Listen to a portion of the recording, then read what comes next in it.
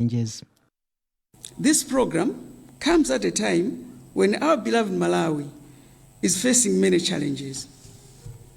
Our economy, like many others around the world, continues to bear the strain of global shocks and domestic pressures like the rising cost of living, youth unemployment, and the devastating effects of climate change. The effects of these shocks affect all of us, including women and children. It becomes even worse when parents die, leaving children orphaned. Some of them take up the daunting task of heading homes. Some left in the care of aging relatives in desperate situations. This orphan allowance program is therefore not only timely, but necessary. It provides immediate relief to those most affected. On his part, Executive Advisor for the Muslim World League, Sheikh Walid Rashid El Saadi, said the league is providing educational support, shelter and clothing to Malawian orphans through the Orphan Allowance program. This program started 25 years ago. The children are more important for us. They are the leaders of tomorrow. And in the vulnerable families, especially the orphans, where mother alone cannot take that responsibility, we as Muslim World League, under our leadership, the leader, the minister, Dr. Muhammad bin Abdul Karim Al-Isa, he is the Secretary General of Muslim World League. He's the father of orphans all over Africa. This is why we have 100,000 orphans in Africa that we serve. Like you see today, we're serving them to have education, food, a good life, better life, because they are the future leaders of tomorrow. Meanwhile, the league has named the First Lady as its patron in Malawi. Maim Tumodzi, MBC News, Lilongwe. Meanwhile, First Lady Madam Professor Gertrude Mutharika has held the Muslim World League for partnering Beautify Malawi Trust BIM in the implementation of livelihood and hygiene promotion interventions in the country. Madam Mutharika made the remarks at Kamuzu Palace in Lilongwe when she received a check amounting to 25 million kwacha from the Muslim World League.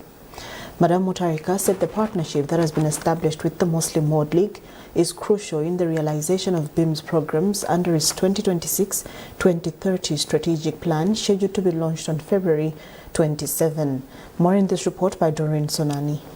After presiding over the launch of the Orphan Allowance Program 2026 by the Muslim World League, the First Lady is holding discussions with officials from the organization who are here at Kamuzu Palace to present a check worth 25 million kwacha to the First Lady's Beautify Malawi Trust to support its programs. Speaking after receiving the check, Madam Professor Mutharika said the partnership that has been established with the Muslim World League is crucial in the realization of BIM's programs under its 2026-2030 strategic plan. The First Lady said she was encouraged to note that the Muslim World League has the passion to save the underprivileged and reach out to different communities with the much-needed health support to improve their lives.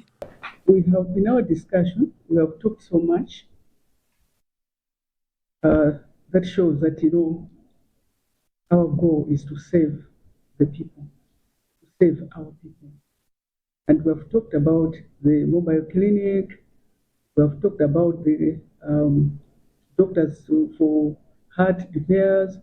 So much has been discussed. And what we are thinking, or what we have been thinking, has been enhanced by the discussion we have had. For his part, Executive Advisor for the Muslim World League African Region, Sheikh Walid Rashid El Saadi, said the organization is committed to supporting BIM in saving a girl child, promoting their education, health and general hygiene across different institutions in the country. We came today to present this gift to the First Lady organization or foundation to serve, who's serving actually the woman and child. And that small talking of relationship and partnership with the organization of the First Lady, for us from here to start our different project, which is her dream, actually her excellency dream, to serve the girls, child girls, who pregnancy in the school, hygiene, and not only that, education is the most important. BIM trustee Dingiswayo Jere said the support will largely help BIM to kickstart its operations under its new strategic plan set to be launched. There are several projects that we are intending to run and implement in our 5-year strategic plan that is running from 2026 to 2030. And the key on that is how best we can improve hygiene and sanitation in our hospitals. So the donation that has come today of 25 million is going to give us a better push on that, because we've been running those projects, but we needed more partners to come on board. And the coming in of the Muslim World League to partner with Beautify Malawi is something that we say it is God-given, so that we can push to improve the welfare of Malawians on the ground. Among others, Beautify Malawi Trust will be working with the Ministry of Health to identify crucial areas of support in terms of promoting hygiene in the country's hospitals as part of interventions under the support from the Muslim World League. Doreen Sonani, MBC News, Lirongwe. The Minister of Local Government, Ben Piri, has assured the public that local councils have the capacity to effectively implement the Constituency Development Fund, CDF. Piri made the assurance at the close of his nationwide tour of 36 councils, which was aimed at assessing service delivery performance and challenges facing local authorities. The minister has also pledged to deploy qualified personnel to address capacity gaps identified in some councils. Details in this report by Chinsi Simoyo. The Minister of Local Government, Ben Piri, has been touring councils across the country as part of efforts to assess how local authorities are discharging their mandate. On Saturday, the minister inspected development projects being implemented under the Governance to Enhance Service Delivery (GESED) program in Dedza and Cheo districts before holding interface meetings with council officials. At the close of the tour, Piri said the public should have confidence in local councils, stressing that they have the capacity to effectively implement the Constituency Development Fund. I am here to assure Malawians that councils are ready. They have got the capacity, and I can assure you them where we have seen gaps, we are deploying new directors in the most soonest possible time. By 1st of April, we will have substantive directors in most of the directorships at the council level. Number two, we have agreed on how best we are going, the best practices on how we'll handle this money that is in line with all the pieces that are required, be it Public Finance Management Act, the Procurement Act, the Constitution itself, and all relevant laws that governs the same. We can comfortably say the President was right to say CDF should be increased and should go to the councils. And as councils, policyholders, we are ready to implement. The minister also committed to resolving the long-standing issue surrounding the establishment of chieftaincy structures in the country, which he said continues to derail development in some districts. As indicated, 2020, around 25,000 chiefs. 5 years down the line, 65,000, an increase over 100%, a number that is competing with the number of teachers. That's not a healthy situation. And you find that in terms of levels, you find a group village headman only with 2 chiefs. What sort of promotion is that? So the paramount chief was saying, let's resolve this matter. We can't be promoting chiefs just like that. We can't just be creating chieftaincies just like that. And we fully as government supports the same. Throughout the tour, Piri emphasized the need for councils to improve their operations and discharge their duties professionally. He further said his ministry will ensure fiscal discipline at local government level to enhance transparency and accountability in the use of public resources. Chinsisi Moyo, MBC News, Ncheu. Minister of Transport Japim Hango says government is waiting for water levels to go down before they start renovating Chipokawaboli Bridge in South Rukuru, which is currently submerged in water. He said the renovation of the bridge is included in the M1 Rumpi Boma to Chitipa Road project. He said government is concerned that movement of people has been halted. Hassan Peri reports. The minister expressed concern that the overflowing water which have submerged the Chipokawawoli Bridge in Irumpi could not only be disturbing movement of people but also damaging the bridge in the process. He said currently government is implementing rehabilitation of a road project between Bwengu, Rumpiboma and Chitipa, and the bridge will be included so that the problem is solved once and forever. Government is already in the process of doing what we call designs for the road from M1 going all the way to Chitipa in phases. So this phase is currently under design. We hope that once the designs are done, resources are identified, we should be able to raise the road so that it's able to absorb any amounts of water. So what this is we're calling what are called resilient roads due to change of weather.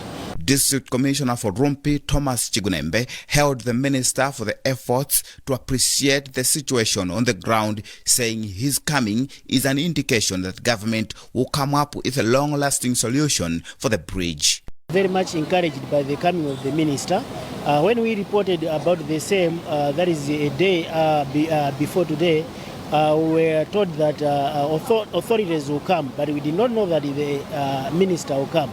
So it's an encouragement that he's coming here. It gives us the hope and total hope that the job will be done in good time. Meanwhile, other people are taking advantage of the situation at Chipokawawoli Bridge, where they are cashing out on the situation by helping other people to cross the river at a fee ranging from 500 kwacha to 2,000 kwacha per person. The situation at Chipokawawoli has affected transportation between Bwengu in Nzimba and Rumpiboma. Hassan Piri, MBC News, Rumpi. This is the morning edition of MBC News. A reminder of our top stories. First Lady Madam Professor Gertrude Mutarika launches the Muslim World League Orphan Allowance program, describing it as timely and necessary. Government assures the public of local councils' capacity to effectively implement the Constituency Development Fund, CDF. And in sports, FC Vinyasa Big Bullets reached the final of the Castel Challenge Cup after beating Mzuzu City Hammers with 2-0.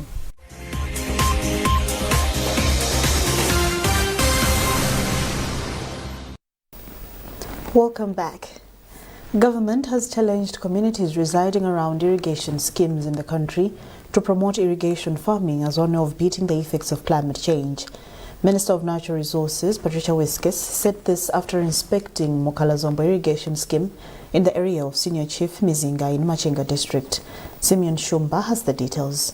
The Minister of Natural Resources Patricia Wiskes, who was accompanied by her deputy Chibiro Mpinganjira, said irrigation schemes like Zomwe have the potential to reduce effects of climate change, hence the need for communities to fully utilize the scheme. The minister then appealed to the smallholder farmers to take the ownership of the development. We need communities to be resilient towards effects of climate change. And one such initiative is the irrigation scheme that we came to appreciate today. So the message we have for the community is simple. We need communities to actually own these projects because it is for their benefit. Government is simply coming in as an enabler to help the communities to become more resilient towards climate change. So we need community participation, we need community ownership towards the implementation of these projects. For his part, Member of Parliament for the area, Jafale Musa, hailed the government for the irrigation scheme, saying it has brought relief on issues of food security. And you people have also seen for yourselves that we have a lot of potential in this area, that we can mitigate issues of climate change, we can mitigate issues of food shortage. We are lucky that we are surrounded by 3 lakes here, Lake Chiuta, Lake Chirwa, Lake Malombe. We are very lucky that we can grow crops 3 times a year, rice, maize and everything. And we are very thankful to government that this time they gave us this facility, this project, that we can help ourselves grow maize, grow rice as we wish. Zomwe irrigation scheme has been constructed with financial support from UNDP to the tune of close to 600 million kwacha through transformational adaptation for climate resilience in Lake Chirwa Basin of Malawi, Transform, under Ministry of Natural Resources. Over 100 smallholder farmers are benefiting from the 10 hectares scheme. Simon Shumba, MB. 10 exceptional women, who include philanthropist Marida Silva, founder of Jacaranda Foundation and executive director of CTS Korea, Jacqueline Bokosi, have been honored for their positive contribution to the socio-economic development of Malawi. Organizers of Vision Pageantry presented the awards to the women at a gala event which took place in Tiola District. Simeon Boyce with the details. The women received the awards during the red carpet gala event which took place at Game Heaven in Choro. Others are Tusekile Mwalwanda, Ntanda Manduwi, Mai Mbandambanda, Temwa Chilenga, Trifonia Mpinganjira, Tusaiwe Yana, Dorothy Daka, and Wezi Mzumala. Reacting after receiving the awards, founder of Jacaranda Foundation, Marie Da Silva, and a representative of CTS Korea Executive Director Jacqueline Bokosi, Vanessa Kameza, commended the organizers of Vision Pageantry and described the awards as a motivation factor. It makes me really happy to know that the work that I did 24 years ago, so many people in Malawi are doing it. And that's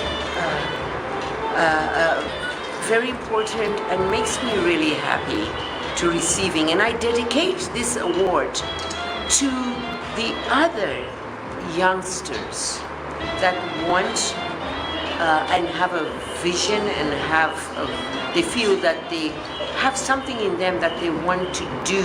I think being recognized and honored in this manner is going to help our staff to feel motivated and seen and appreciated, knowing we have a great leader ahead of us, letting us know how to do things and also allowing us to be better in whatever we do. We have faced many challenges and we are willing to make a change, make a difference for Malawians out there. In her remarks, Creative Director for Vision Pageantry, Florence Mkandawile, says the aim of the awards is to appreciate the roles that women are playing in uplifting those who are in need and to encourage others to join. Our aim for this one is to keep empowering them, to keep doing the good job that they're doing. We haven't given them much, we haven't changed anything in their lives, but at least when someone is acknowledged, I feel like it does give you more strength to keep going. At the same time, we're aiming at empowering other women or other people in the country that have the capability to do so, even if to a small group or a big group. We just want to empower anyone and everyone who has the capability to do so. Example of not just watching things happen. Guest of honor during the event, MBC Chief Producer Angel Chima encouraged women in the country to continue pushing for success despite the various challenges they face. The event, which was conducted under the theme Celebrating Unsung Heroes, Women Making a Difference, was spiced by a music performance by Maroon. Simon Boyce, MBC News, Cholo.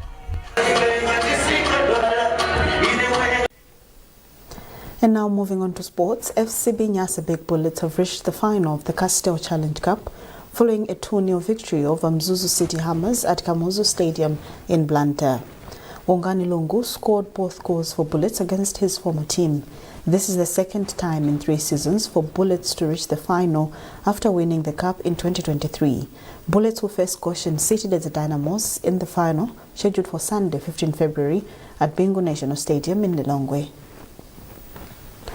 Spark Systems Limited has officially unveiled the Netball Association of Malawi website aimed at strengthening the association's digital presence and improving information management. The platform is expected to enhance information sharing and promote netball activities across the country. Details in this report by Yanko Kachingwe, being read by Foster Maulidi. After signing the website development agreement last year, the NAM website has now been activated, marking a new digital chapter for the association in information management.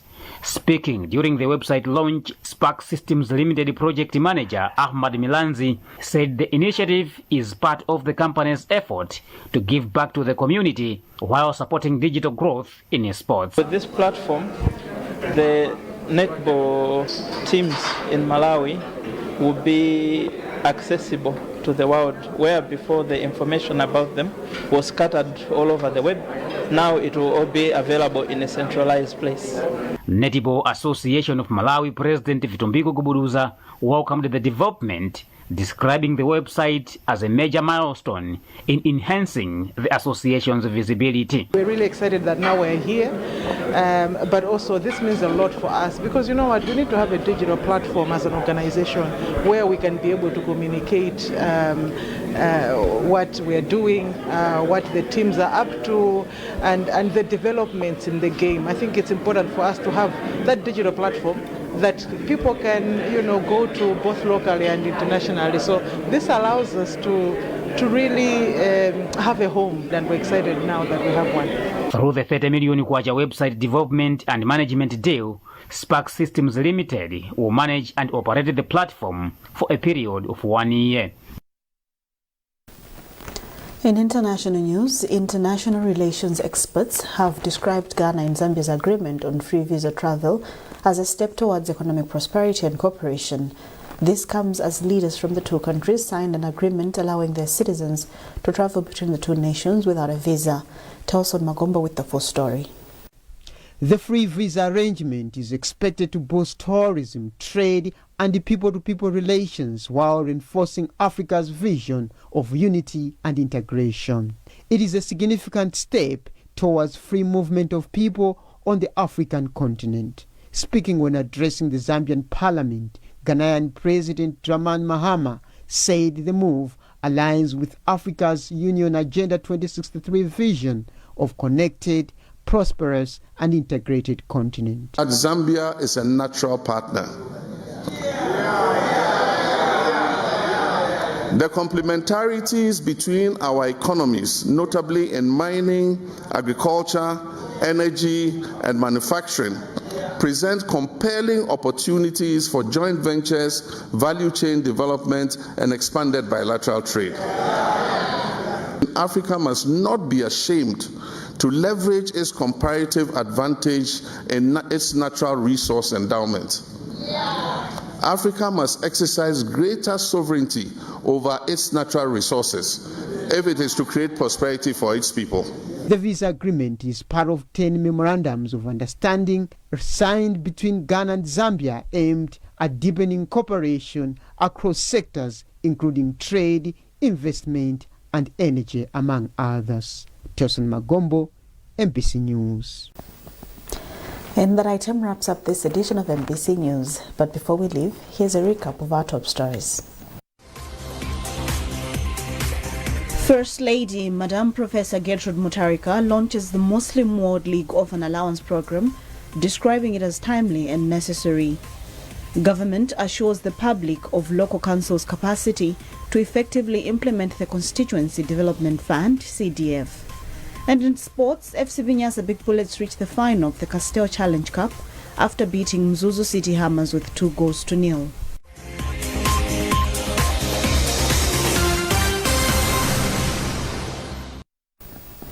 Keep up to date with our news coverage on our digital platforms by scanning the QR code at the top right corner of your TV screen. You are with me, Opile Kaisa. Thanks for watching. Good morning.